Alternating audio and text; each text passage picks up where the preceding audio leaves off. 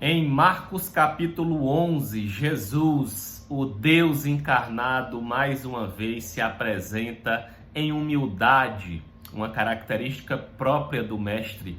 A Bíblia diz que ele, mesmo sendo Deus, não usurpou ser igual a Deus, não fez questão de ser igual a Deus, mas a si mesmo se humilhou e entregou-se à morte, e a morte de cruz, uma das mortes mais humilhantes da época. A morte, o tipo de morte para o pior tipo de pessoa.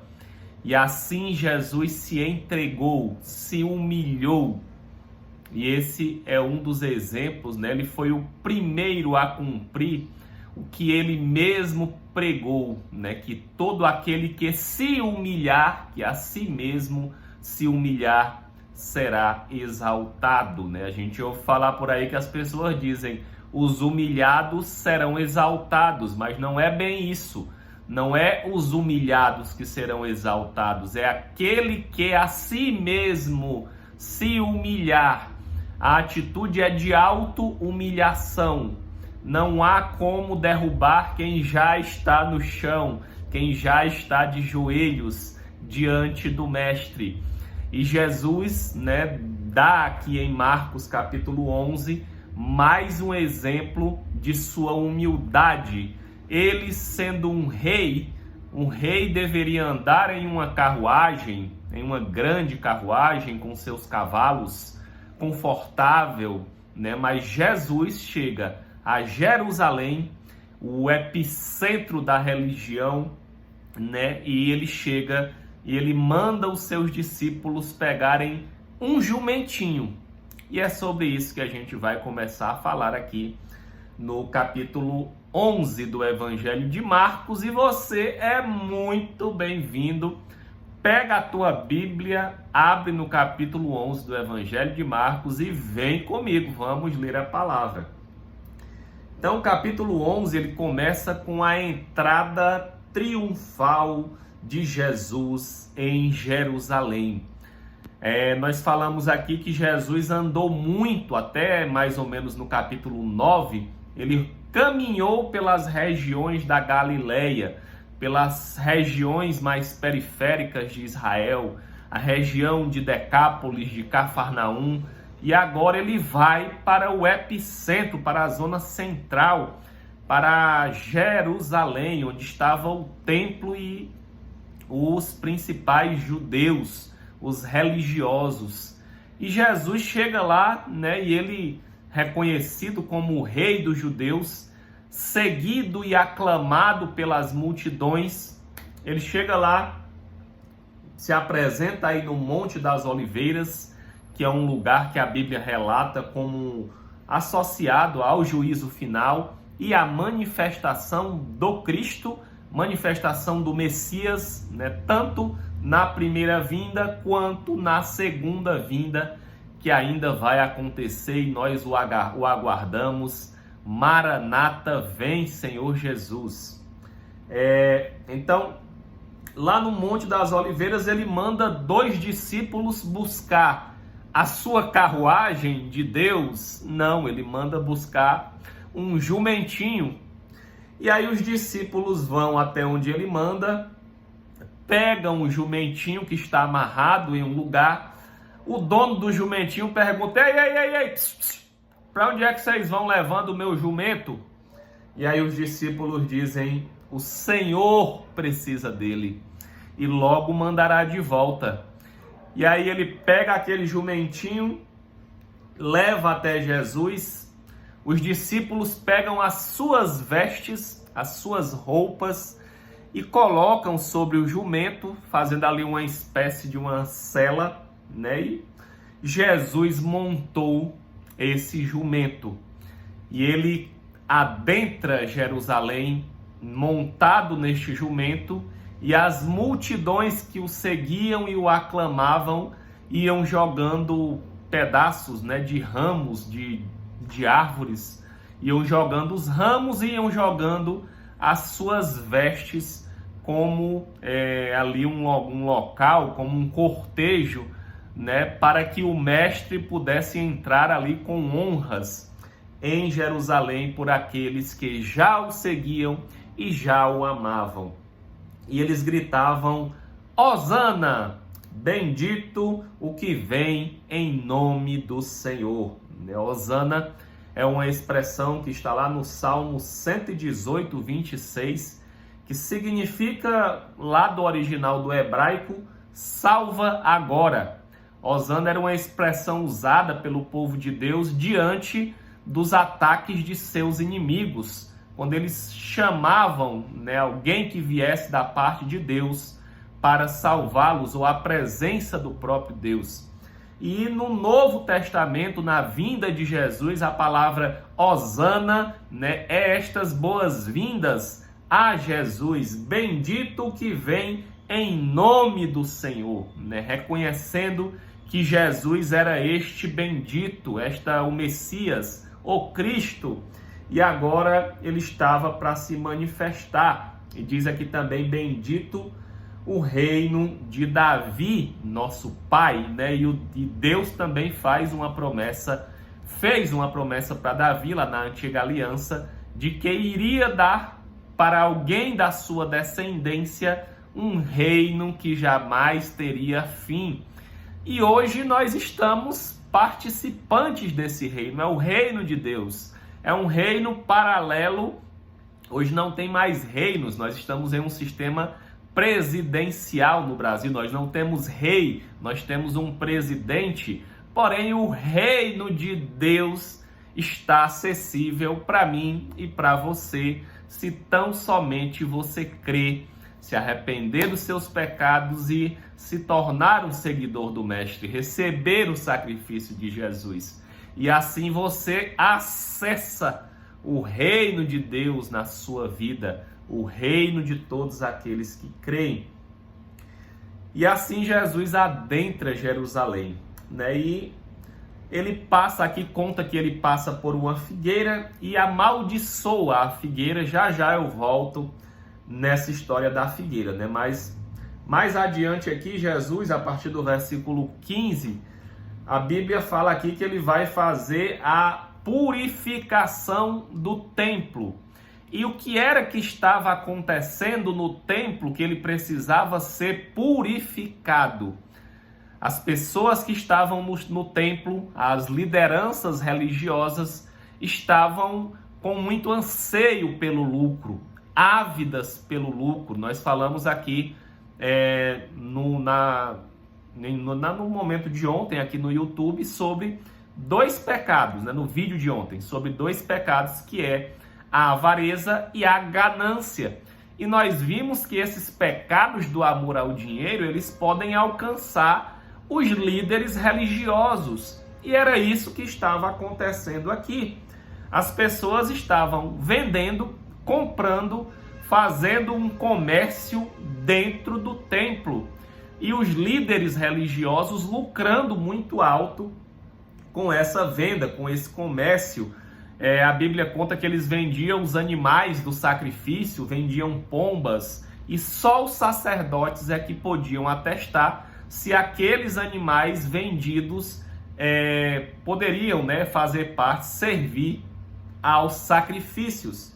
E ali também câmbio de moedas, né? Para Jerusalém vinham povos de todas as nações, tinham cambistas, e a Bíblia conta que Jesus chegou e derrubou tudo, derrubou a mesa.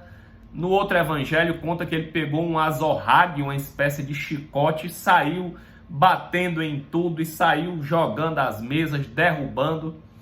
E aí aqueles caras que estavam lá lucrando não gostaram daquilo, né? Mas Jesus falou aqui, né? Citou um versículo lá de Isaías 56, 7, e ele disse: a minha casa será chamada casa de oração para todas as nações. Quem disse isso foi o profeta Isaías, e Jesus citou o profeta Isaías dizendo: a minha casa não é comércio, é casa de oração, lugar de oração. E ele cita agora um texto de Jeremias 7:11, do profeta Jeremias, para dizer no que eles estavam transformando o templo, a casa de Deus, né? O templo lá, no caso aqui, uma sinagoga ainda, né? Então, templo judaico.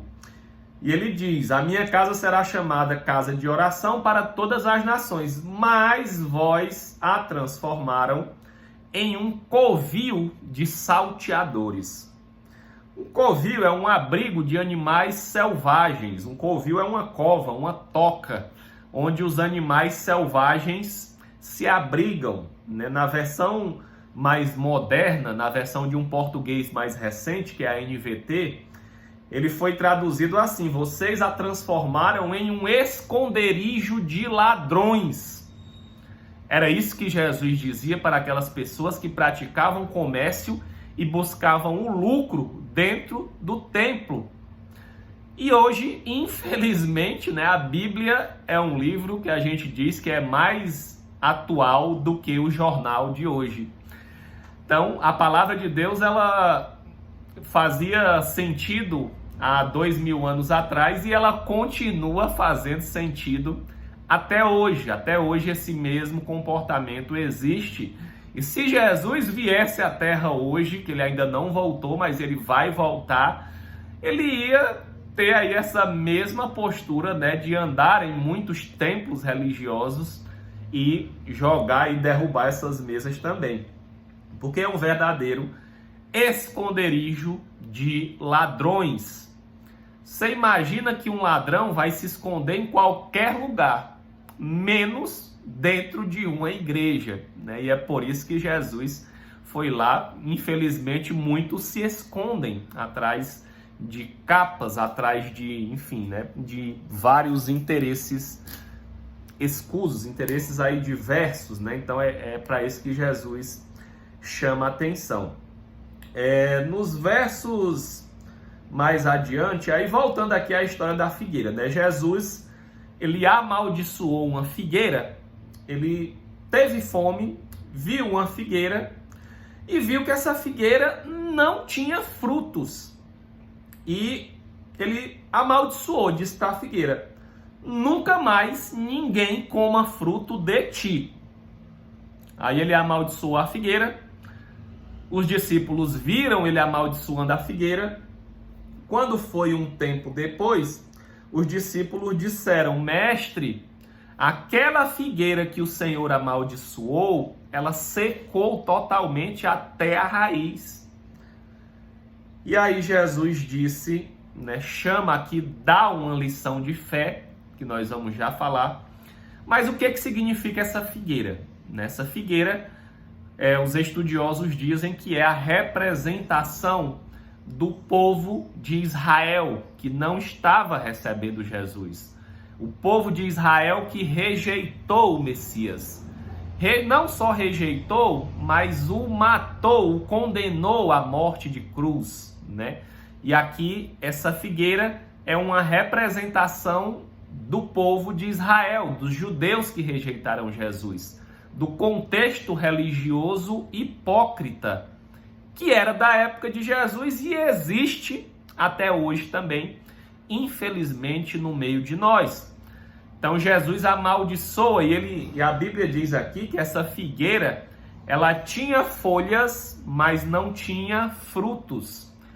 Em outra parte da Bíblia, Jesus se encontra com os fariseus, com os religiosos, e ele diz: vocês são como sepulcros caiados, túmulos que são pintados por fora, mas dentro só existe morte, só existe ossos.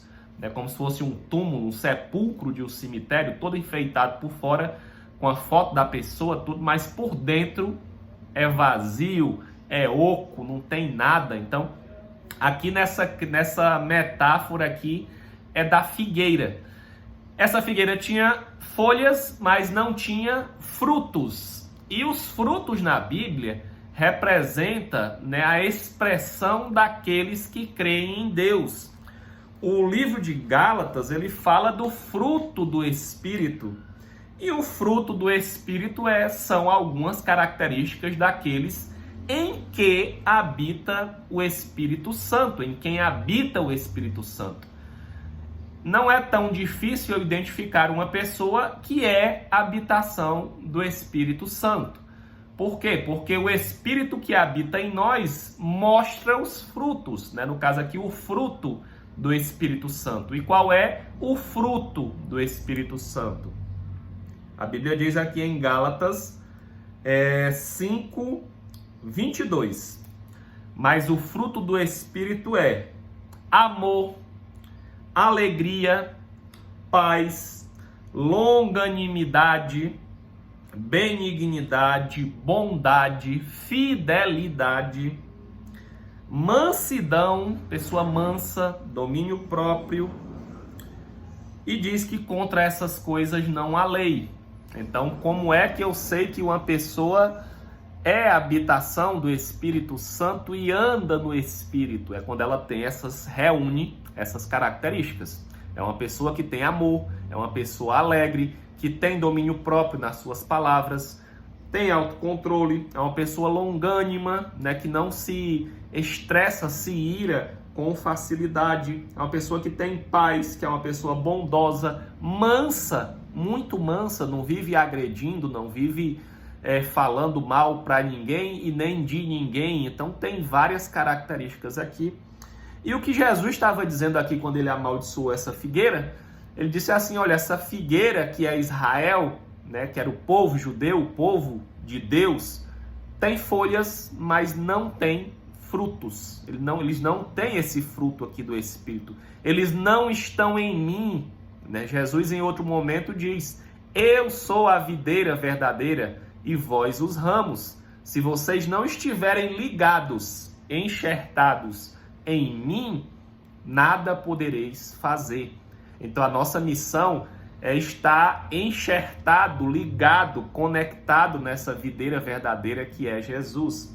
E aí são algumas analogias, né? E do outro lado aqui, a Bíblia fala também de obras da carne, né? Não vou falar aqui por conta do tempo, mas está também aí em Gálatas 25. Mas voltando aqui ao nosso evangelho, né? O capítulo 11 de Marcos, ele amaldiçoa a figueira, né? Como um sinal de que estava amaldiçoando o próprio povo de Israel, os próprios judeus que o rejeitaram, certo? E no ano 70 depois de Cristo, o templo foi destruído, né? E houve uma perseguição muito grande aos judeus e tem todo um contexto histórico do cumprimento profético que Jesus fez aqui, né? Ele amaldiçoou profeticamente essa figueira como um sinal do que aconteceria com os judeus à época. Jesus também dá um ensinamento de fé aos discípulos quando ele amaldiçoa essa figueira. Ele diz aí, olha, porque, versículo 23, tende fé em Deus, verso 23, porque em verdade vos afirmo que, se alguém disser a este monte, ergue-te e lança-te ao mar, e não duvidar no seu coração, mas crer no que diz, assim será com ele. Por isso vos digo que tudo quanto em oração pedires, credes que recebereis. Né? Aqui Jesus nos dá uma lição de fé, dizendo que eu posso dar uma ordem a um monte para que ele mude de lugar e se atire ao mar. Né? Eu particularmente, Emanuel, creio que isso é uma metáfora que Jesus faz, né? Dizendo, nos chamando a atenção para a nossa fé, para a gente lançar sobre Deus as nossas súplicas em oração, mas crendo que já recebemos, que essa é a lição, né? Não, talvez a minha fé seja pouca para crer que eu posso mudar um monte de lugar, uma montanha, chegar diante de uma, sei lá, de uma serra, de uma duna da areia da praia e dizer, olha, duna, sai daí e caminha para cá, né? Talvez a minha fé seja pequena, mas eu creio mais como esses montes, né, como grandes obstáculos que esses sim se colocam diante da nossa vida, diante da nossa caminhada de fé e que nós temos que crer que venceremos, né, assim como o povo de Deus certa vez estava sendo perseguido pelos egípcios chegaram diante do mar que não tinha saída e Deus abriu o mar, né? Assim como Pedro, pela fé, andou por sobre as águas. Então é assim que a gente vence os nossos desafios da caminhada cristã pela fé, e aqui Jesus nos dá mais um ensinamento de fé. No caso aqui, Jesus aproveitou a situação de que ele teve fé para amaldiçoar aquela figueira e ela secou totalmente desde a raiz, né? E mais à frente, nos 2 últimos versículos aqui, Jesus fala sobre o perdão. Verso 25, e quando estiveres orando, olha, Jesus diz, tudo que me pedir em oração, peça com fé, creia que já recebeu e você receberá. Mas, se você estiver orando, versículo 25, e se tem alguma coisa contra alguém, você se lembrar na sua oração que tem, aí você vá lá e perdoe, para que o vosso Pai Celestial vos perdoe as suas ofensas. Mas, se não perdoar, aí você diz, não quero perdoar aquela pessoa que me fez raiva, não. Tudo bem. Versículo 26 prossegue, não tem nenhum problema. Mas se não perdoardes, que é o que você não quer fazer, também o vosso Pai Celestial não vos perdoará as vossas ofensas. E qual é o problema de o meu pai não me perdoar? O problema é que quando alguém não te perdoa, estou falando aqui das nossas relações humanas. Você fez uma raiva a alguém e a pessoa não te perdoou. Você consegue se aproximar dela numa boa? Você consegue conversar com ela? Ter comunhão com ela em paz, de uma forma tranquila? Não, ela precisa te perdoar para você voltar e ter um contato saudável com ela, não é? Por que você acha que com Deus seria diferente, quando Ele não nos perdoa? Meus irmãos, a Bíblia diz que a única coisa que nos separa de Deus são as nossas iniquidades, são as nossas práticas de pecado. Elas nos apartam de Deus, nos distanciam de Deus. Não dá para eu buscar a Deus livremente em oração com a vida cheia de pecados. Isso é impossível. Eu me torno alvo da ira de Deus, pela minha culpa, pela minha transgressão e pela minha desobediência. E o perdão de Deus é a base do Evangelho. Foi para isso que Jesus morreu e derramou o seu sangue. Foi para pagar e perdoar os nossos pecados. Só que para isso ele coloca aqui que eu também, sabendo disso e de tão grande perdão, eu preciso também perdoar o meu próximo, para que eu possa receber o perdão de Deus. Se você é cristão, faz a oração do Pai Nosso. Lá no Pai Nosso você diz, Senhor, perdoa as minhas dívidas ou as minhas ofensas, assim como nós perdoamos a quem nos tem ofendido. Então está aí nessa oração também, e esse ensinamento também está aqui. Jesus dizendo, tenha fé, peça e creia que você vai. Mas se tem alguém que você está enrolado, que você arrumou suas confusões, vá lá e resolva.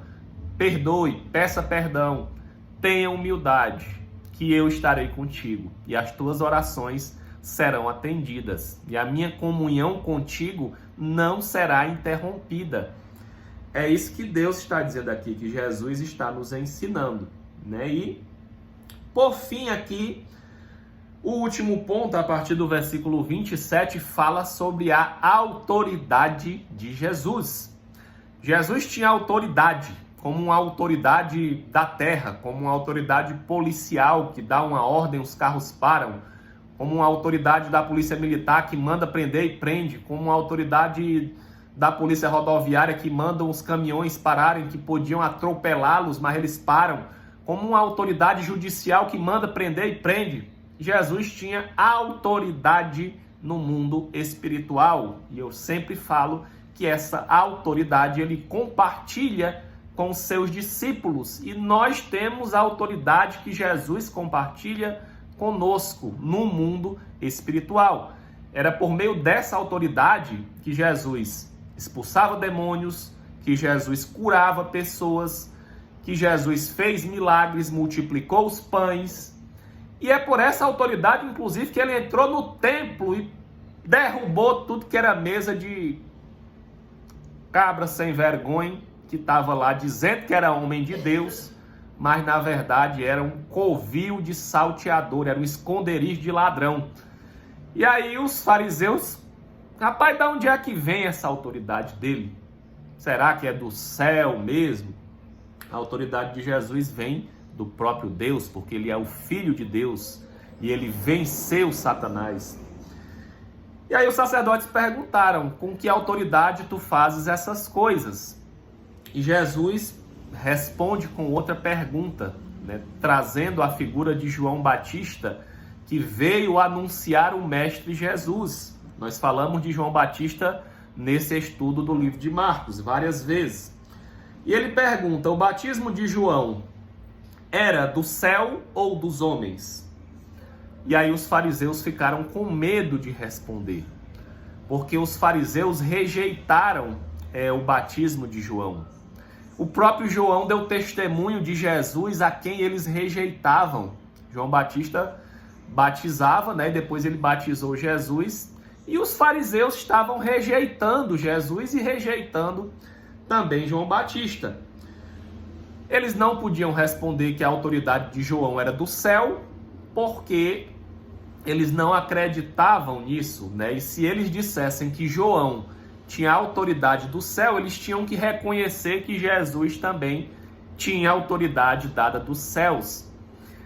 E eles também não podiam dizer que a autoridade de João era dos homens, porque as pessoas, as multidões que seguiam Jesus, consideravam João Batista um profeta.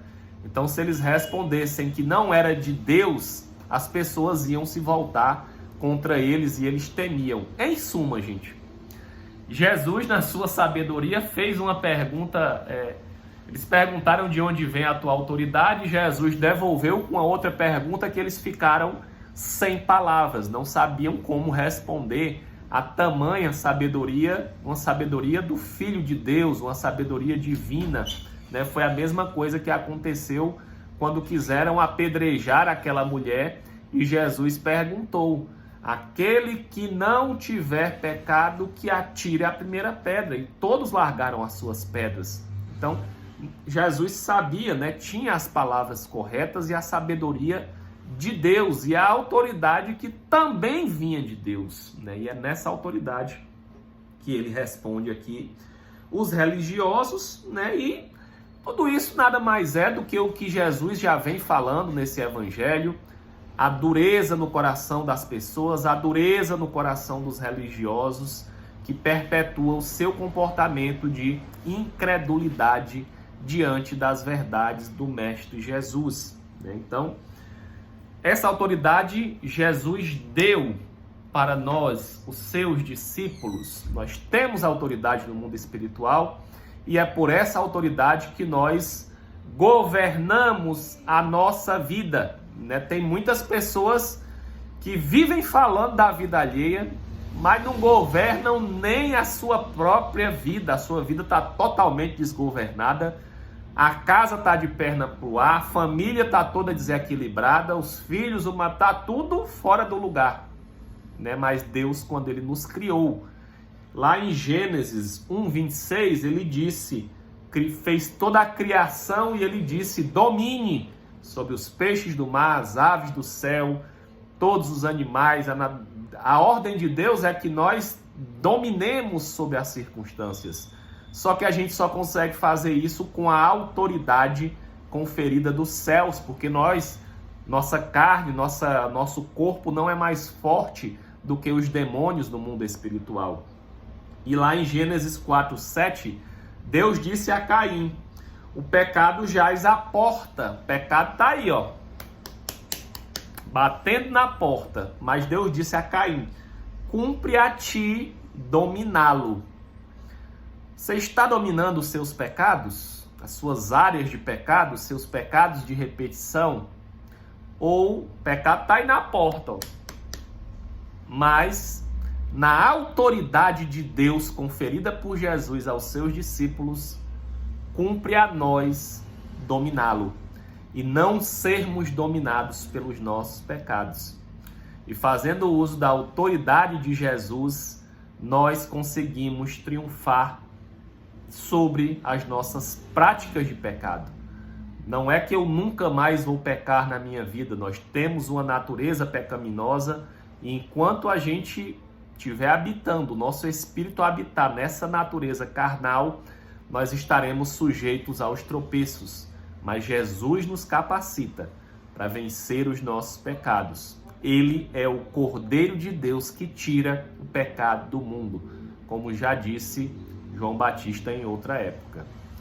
E hoje a minha oração é para que Deus te abençoe, te fortaleça e te ajude a vencer, a se sobrepor sobre o pecado e obter o governo pleno da tua vida, da tua casa e da tua família, em nome de Jesus. Um grande abraço e até amanhã.